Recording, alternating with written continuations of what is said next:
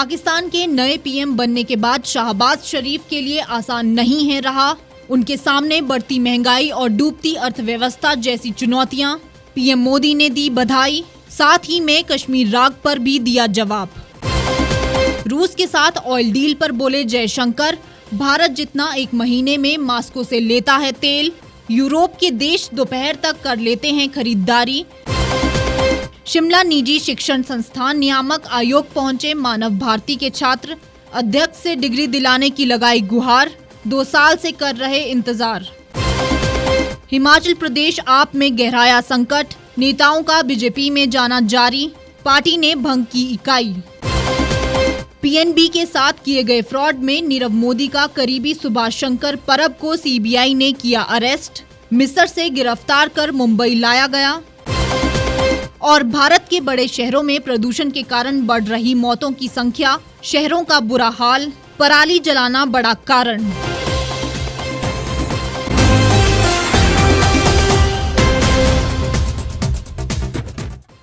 नमस्कार, स्वागत है आपका द रीव टाइम्स न्यूज चैनल में। मैं हूं दीप्ति ठाकुर। अब खबरें विस्तार से। शहबाज शरीफ पाकिस्तान के 23वें प्रधानमंत्री बने हैं। अविश्वास प्रस्ताव में इमरान खान को हराने के बाद विपक्षी दलों ने पाकिस्तान मुस्लिम लीग (एन) के अध्यक्ष शहबाज शरीफ को पाकिस्तान के नए प्रधानमंत्री के रूप में चुन लिया। लेकिन यह गद्दी शहबाज के लिए कांटों से भरी होगी। उनके लिए यह राह इतनी आसान नहीं होगी। जिस बढ़ती महंगाई और डूबती अर्थव्यवस्था को लेकर विपक्ष ने इमरान खान के खिलाफ मोर्चा खोला था, उससे निपटना शहबाज के लिए भी सबसे बड़ी चुनौती होगी। शहबाज जिस पार्टी से संबंध रखते हैं, उसके संबंध सेना से कभी अच्छे नहीं रहे हैं। इस पार्टी से जब उनके भाई नवाज शरीफ पीएम रहे, तब सेना और सरकार के बीच टकराहट दिखी। ऐसे में शहबाज के सामने सेना से संबंध बेहतर करने की चुनौती भी होगी। उन्होंने पीएम बनते ही भारत और कश्मीर को लेकर बयान दिया था। उन्होंने कहा कि हम भारत के साथ बेहतर रिश्ते चाहते हैं, लेकिन जब तक कश्मीर मुद्दे पर शांतिपूर्ण तरीके से समाधान नहीं निकाला जाता, ये संभव नहीं है। हम कश्मीरी लोगों को उनके हाल पर नहीं छोड़ सकते। दरअसल भारत के प्रधानमंत्री नरेंद्र मोदी ने पाकिस्तान के नए प्रधानमंत्री शहबाज शरीफ को बधाई दी है। पीएम मोदी ने शरीफ को बधाई देते हुए उन्हें कश्मीर राग पर भी जवाब दिया है और कहा है कि भारत आतंक मुक्त क्षेत्र में शांति और स्थिरता चाहता है। पीएम मोदी ने अपने एक ट्वीट में लिखा, शहबाज शरीफ को पाकिस्तान के प्रधानमंत्री के रूप में चुने जाने पर बधाई। भारत आतंक मुक्त क्षेत्र में शांति और स्थिरता चाहता है ताकि हम अपने विकास पर ध्यान केंद्रित कर सके, साथ ही अपने लोगों की भलाई और समृद्धि सुनिश्चित कर सके। शहबाज शरीफ को बधाई देते समय पीएम मोदी द्वारा आतंक और शांति का जिक्र करना महत्वपूर्ण है, क्योंकि पीएम बनते ही शहबाज शरीफ ने कश्मीर राग आलापा है। शहबाज शरीफ ने कहा था कि हम बदकिस्मती से भारत से बेहतर संबंध नहीं बना सके। शहबाज शरीफ ने आगे कहा कि हम भारत से बेहतर संबंध चाहते हैं, लेकिन कश्मीर के मसले को हल किए बिना अमन कायम नहीं हो सकता। इतना ही नहीं, शरीफ ने यह भी कहा कि नवाज शरीफ ने भारत से बेहतर संबंध चाहा था। अगस्त 2019 में कश्मीर के साथ जो हुआ, आर्टिकल 370 को खत्म कर दिया गया। हमने कोई कदम नहीं उठाया। पाकिस्तान ने कश्मीर मसले को अंतर्राष्ट्रीय स्तर पर उठाया कि कश्मीरियों के साथ क्या हर्ष हो रहा है। कश्मीर की वादी में कश्मीरियों का खून बह रहा है। वहाँ की वादी कश्मीरियों के खून से सुर्ख हो गई है। रूस और यूक्रेन के बीच जंग जारी है। इस बीच रूस से तेल आयात को लेकर बहस छिड़ी हुई है। जंग के बीच अमेरिका रूस से तेल आयात को लेकर नसीहत देता रहा है। 2+2 वार्ता के लिए अमेरिका दौरे पर पहुंचे विदेश मंत्री एस जयशंकर ने अमेरिका को इस मसले पर करारा जवाब दिया है। विदेश मंत्री एस जयशंकर ने कहा कि हम अपनी ऊर्जा सुरक्षा के मद्देनजर जरूरी कुछ ऊर्जा खरीदते हैं, लेकिन आंकड़ों को देखते हुए मुझे संदेह है, महीने के लिए हमारी खरीदारी यूरोप की दोपहर की तुलना में कम होगी। आगे जयशंकर ने कहा कि अगर आप रूस से भारत की ऊर्जा खरीद को देख रहे हैं तो मेरा सुझाव है कि आपका ध्यान यूरोप पर होना चाहिए। भारत ने कई बयान दिए हैं जो यूक्रेन में संघर्ष पर अपनी स्थिति साफ करते हैं। हम बातचीत और कूटनीति के लिए तत्पर हैं। हम हिंसा को तत्काल खत्म करना चाहते हैं और हम इन उद्देश्यों में किसी भी तरह से योगदान करने के लिए तैयार हैं। इस बीच अमेरिका ने सोमवार को कहा कि रूस से ऊर्जा आयात पर प्रतिबंध नहीं है और भारत अमेरिकी प्रतिबंधों का उल्लंघन नहीं कर रहा है। यह बयान प्रधानमंत्री नरेंद्र मोदी द्वारा अमेरिकी राष्ट्रपति जो बाइडेन के साथ वर्चुअल मीटिंग के बाद आया, जिसमें दोनों नेताओं ने कई क्षेत्रीय और वैश्विक मुद्दों पर विचारों का आदान प्रदान किया। व्हाइट हाउस की प्रेस सचिव जेन साकी ने सोमवार को कहा था कि दोनों नेताओं के बीच बातचीत रचनात्मक रही थी। व्हाइट हाउस के प्रवक्ता ने कहा, ऊर्जा आयात पर प्रतिबंध नहीं है और वे हमारे प्रतिबंधों का उल्लंघन नहीं करते हैं। हम निश्चित रूप से मानते हैं कि हर देश अपने हित में कदम उठाता है। हालांकि साकी ने एक प्रेस वार्ता के दौरान कहा कि बाइडेन ने पीएम मोदी से कहा कि रूस से हर आयात बढ़ाना भारत के हित में नहीं है। यूक्रेन युद्ध के मद्देनजर रूसी संस्थाओं पर पश्चिमी प्रतिबंधों के बाद भारत ने कम से कम 13 मिलियन बैरल रूसी कच्चे तेल को रियायती दर पर खरीदा। भारत दुनिया का तीसरा सबसे बड़ा तेल उपभोक्ता और आयात है। वह अपने 80% तेल का आयात करता है, लेकिन उनमें महज 2 से 3% तेल ही रूस से खरीदता है। सोलन के मानव भारती विश्वविद्यालय के छात्रों को भविष्य की चिंता सताने लगी है। विश्वविद्यालय के छात्र 2 साल से डिग्री का इंतजार कर रहे हैं, लेकिन उन्हें डिग्री नहीं दी जा रही है। निजी शिक्षण संस्थान नियामक आयोग पहुंचे और उन्हें डिग्री दिलाने की अध्यक्ष से गुहार लगाई गई है। फर्जी डिग्री मामले में फंसे जिला सोलन के मानव भारती विश्वविद्यालय के छात्रों के भविष्य पर खतरा मंडरा रहा है। 2 सालों से छात्र डिग्री का इंतजार कर रहे हैं, लेकिन उन्हें डिग्री नहीं दी जा रही है। विश्वविद्यालय के छात्र शिमला निजी शिक्षण संस्थान नियामक आयोग पहुंचे और आयोग के अध्यक्ष से उन्हें डिग्री दिलाने की गुहार लगाई है। छात्रों का कहना है कि उन्होंने 2 साल पहले मानव भारती विश्वविद्यालय से फार्मेसी की थी, लेकिन अभी तक उन्हें डिग्री नहीं दी जा रही है।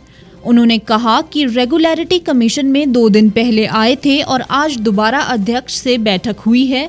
छात्रों का कहना है कि उन्होंने डिग्री दिलाने का आश्वासन दिया है। हमें 2 साल से कोई भी डिग्री नहीं मिली थी और हमें डेट पर डेट कोर्ट से मिली जा रही थी, पर अब हमारा यहाँ पे परसों HPPRC हम आए थे। यहाँ पर हमें चेयरमैन सर ने आज मीटिंग रखी थी। वहाँ पर उन्होंने हमें बहुत अच्छे से हैंडल किया है और हमें ये विश्वास दिलाया गया है कि आपका काम बहुत जल्दी से जल्दी हो जाएगा और हमें एक बहुत ही आज अच्छी होप मिलती हुई दिखाई दे रही है। और इन्होंने हमें ये भी विश्वास दिलाया है कि आपसे अब यूनिवर्सिटी किसी भी डॉक्यूमेंट के लिए कोई पैसा चार्ज नहीं करेगी, जो कि पहले ये 500 रुपये हमसे चार्ज कर रहे थे और एक सिर्फ सिंपल से लेटर पर लिख कर दे रहे थे। हमारी यूनिवर्सिटी का केस चला है कुछ स्कैम से रिलेटेड कि फेक डिग्रीज बांटी गई थी, तो उस बीच जो जेन्युइन बच्चे हैं उन सबका डाटा जितना भी है वो SIT के पास है और SIT ने अभी तक डाटा रिलीज़ नहीं किया क्योंकि कोर्ट का डिसीजन कोई नहीं आया और कोर्ट का डिसीजन 2 साल से पेंडिंग चल रहा है। तारीख पे तारीख पड़ती जा रही है आगे और कभी जज चेंज हो जाते हैं, कभी जज छुट्टी पे चले जाते हैं, जिसकी वजह से 2 साल हो गए हमें लटकते हुए। बहुत सारे बच्चे ऐसे हैं जो लोन लेके पढ़ाई करे थे, उनके लोन भी डबल हो चुके हैं। तो आज हमारी यहाँ पे मीटिंग हुई है। मीटिंग के बाद हमें इन्होंने ये आश्वासन दिया है कि हमने यूनिवर्सिटी को इन्फॉर्म कर दिया है। यूनिवर्सिटी के ऑफिशियल्स भी यहाँ पर आए थे। इन्होंने यूनिवर्सिटी को डायरेक्ट किया है कि आप SIT को एप्लीकेशन दीजिए, वहाँ से अपना जो जेन्युइन बच्चे हैं उनका डेटा निकलवाइए और बच्चों को प्रोवाइड कीजिए। जो भी डिग्री वगैरह इनकी है कंडीशनल होगी, DMCs होंगी, वो सब आप हमें दीजिए। इन्होंने हमें आश्वासन दिया है। प्लस हमने हमारी 12 तारीख को PIL की डेट भी है। हमने चीफ जस्टिस जो हिमाचल के हैं उन्हें भी एप्लीकेशन दी थी, तो हमारी PIL लगाई गई है। उसके बाद हम देखते हैं 12 तारीख को उसकी डेट है और 16 तारीख को जो हमारी यूनिवर्सिटी का केस है उसकी डेट है। तो हम जो भी डिसीजन आता है उसके बाद देखते हैं, अप्लाई करते हैं। अगर उसके बाद भी हमारा कुछ ना किया गया तो हम आगे फर्दर CM ऑफिस जाएंगे। निजी शिक्षण संस्थान नियामक आयोग के अध्यक्ष मेजर जनरल अतुल कौशिक ने कहा कि छात्रों के भविष्य के साथ कोई खिलवाड़ ना हो, इसके लिए उन्होंने मानव भारती विश्वविद्यालय को निर्देश दिए हैं कि छात्रों को प्रोविजनल और कंडीशनल डिग्री और मार्कशीट SIT से लिखित में अनुमति लेकर जारी करे। अब हमने इंस्ट्रक्शंस पास करी हैं कि मानव भारती कंडीशनल जो DMC और प्रोविजनल डिग्री इशू करेगा जेन्युइन स्टूडेंट्स को। उसके लिए पहले SIT से उस स्टूडेंट की फ़ोटोकॉपीज़ दी जाएंगी और SIT भी मान चुकी है कि कोई दस्तावेज़ स्टूडेंट की डिग्री वेरिफिकेशन या फिर उसकी DMC से ताल्लुक़ रखता हुआ हो तो उसकी फ़ोटोकॉपीज़ जो SIT के पास जमा हो रखी हैं वो इशू करेगी और उसके बाद फिर जो आगे डिग्रीज या प्रोविजन डिग्री या मार्कशीट देनी है वो मानव भारती यूनिवर्सिटी के मैनेजमेंट आगे कार्रवाई करेगी। उन्होंने कहा है कि बिल्कुल ये DMC के लिए कोई पैसा नहीं दिया जाएगा। आयोग के अध्यक्ष द्वारा ये निर्देश विश्वविद्यालय को दिए गए हैं कि वे SIT से लिखित में अनुमति मांगे और छात्रों को डिग्री दी जाए। उनका कहना है कि विश्वविद्यालय को कहा गया है कि वो छात्रों से इसकी एवज में पैसों का लेन देन ना करे। हिमाचल प्रदेश में नेताओं के दल बदल से परेशान आम आदमी पार्टी ने सोमवार इकाई को भंग कर दिया है। पार्टी के प्रदेश चुनावी प्रभारी और दिल्ली के स्वास्थ्य मंत्री सत्येंद्र जैन ने ये घोषणा की।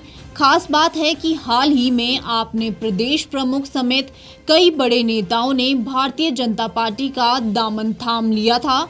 वहीं पार्टी का कहना है कि आने वाले समय में आप नेता भाजपा में शामिल हो सकते हैं। जैन ने ट्वीट किया, हिमाचल प्रदेश की आम आदमी पार्टी की राज्य कार्य समिति भंग कर दी गई है। नई प्रदेश कार्यकारी समिति का पुनर्गठन किया जाएगा। इसे लेकर पार्टी ने प्रेस नोट भी जारी कर दिया है। पार्टी ने जानकारी दी कि विधानसभाओं में इकाइयां पहले की तरह ही काम करती रहेंगी। 3 दिन पहले ही आपके प्रदेश अध्यक्ष रहे अनूप केसरी पार्टी संगठन सचिव के साथ भाजपा में शामिल हो गए थे। भाजपा के राष्ट्रीय अध्यक्ष जगत प्रकाश नड्डा के दौरे से कुछ घंटों पहले ही यह बड़ा फेरबदल हुआ था। वहीं आपकी महिला मोर्चा प्रमुख ममता ठाकुर ने भी 5 अन्य पदाधिकारियों के साथ दिल्ली में भाजपा की सदस्यता ली। केंद्रीय मंत्री अनुराग ठाकुर ने दावा किया है कि आपके और नेता भी जल्द भाजपा में शामिल हो सकते हैं। पहाड़ी राज्य में आपने अपनी चुनावी अभियान की शुरुआत कर दी है। उन्होंने मुख्यमंत्री जयराम ठाकुर के गढ़ मंडी से अभियान का आगाज किया।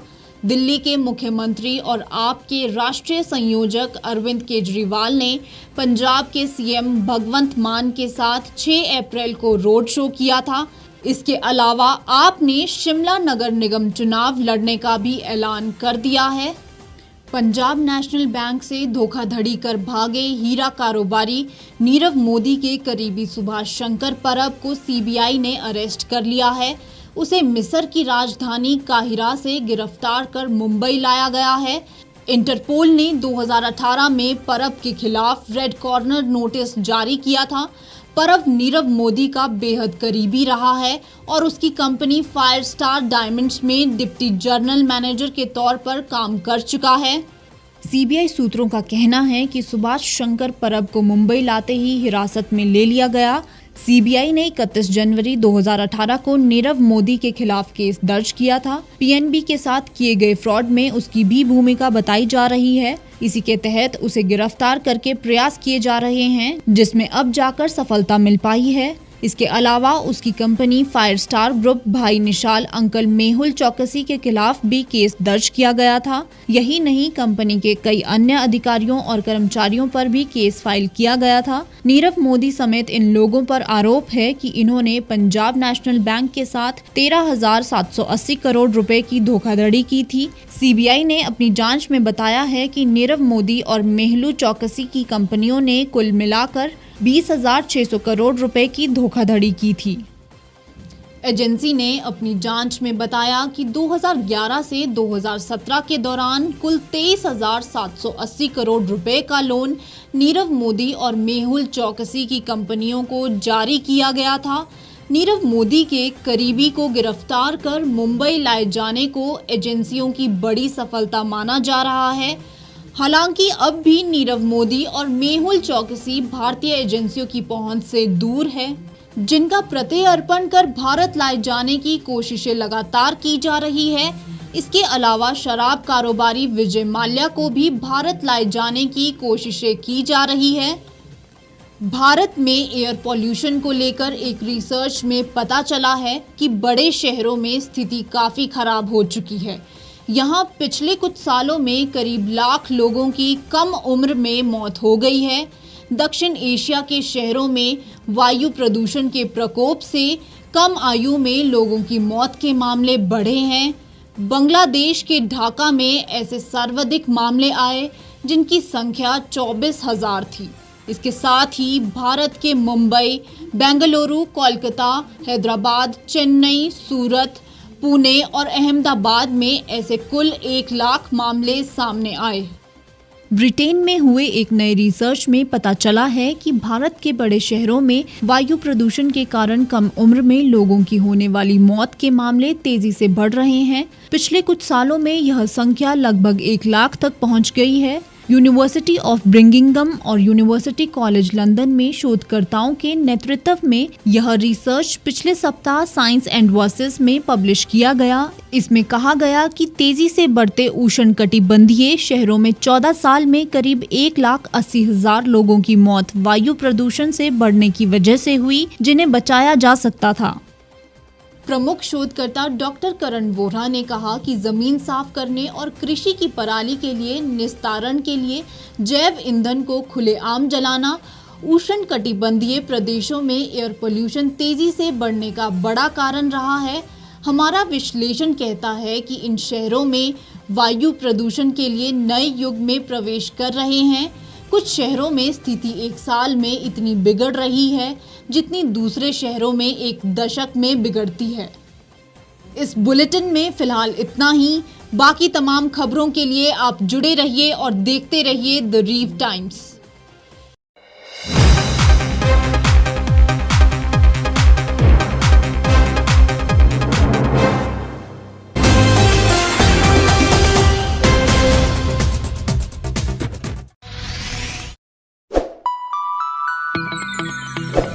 खबरों में बने रहने के लिए सब्सक्राइब करें द रीव टाइम्स, लाइक और शेयर करना ना भूलें। एक छत के नीचे सुविधाओं का अब उठाएं लाभ। रीव ई मार्ट में अब पाएं अपनी रसोई के लिए गुणवत्ता और सस्ते दामों पर राशन सामग्री। दालें हो या हो मसाले, आपका किचन ई मार्ट संभाले। उच्च गुणवत्ता और दामों में बेहतरीन रीव ई मार्ट में पधारें और पाएं अपनी पसंद के सभी उत्पाद, या फिर करें ऑनलाइन ऑर्डर और पाएं घर द्वार पर ही सुविधा। आज ही संपर्क करें फोन नंबर 8219694079 पर, बाईपास रोड, शनान, संजौली, शिमला। गांव की चौपालों से लेकर संसद के गलियारों तक, गृहिणी के चूल्हे से लेकर निवेश और बाजारों तक, किसानों के हाल से लेकर खेत और खलिहानों तक, शिक्षा और स्वास्थ्य से लेकर खेल के मैदानों तक, संसद के प्रधान से लेकर पंचायत के पंच तक, सेंट्रल हॉल से लेकर ग्राम सभा के मंच तक, हर खबर पर रहेगी हमारी पैनी नजर।